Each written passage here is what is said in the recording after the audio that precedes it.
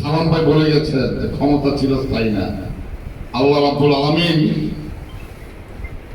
অপরাধীকে ছাড় দেয়, ছেড়ে দেয়।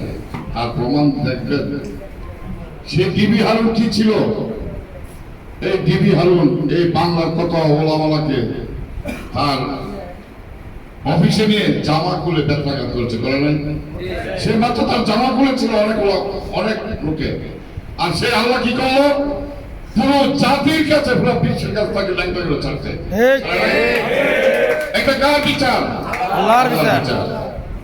আসেন আপনার শেখ হাসিনার ব্যাপার।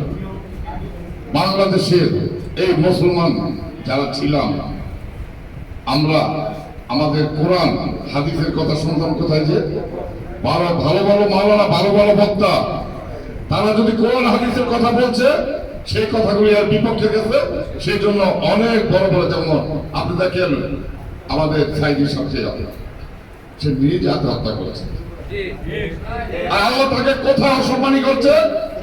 তার নাতির সমান বয়সীয় ছেলেমেয়েরা, আর বললাম না, অনেকে দেখছেন আল্লাহ তাকে কোথায় দিচ্ছে, কত বড় সম্মানী করছে। সম্মান দেওয়ার মালিক আল্লাহ এবং কায়রানোর মালিক আল্লাহ। যাই হোক, আমরা আজকে কথা বলতেছি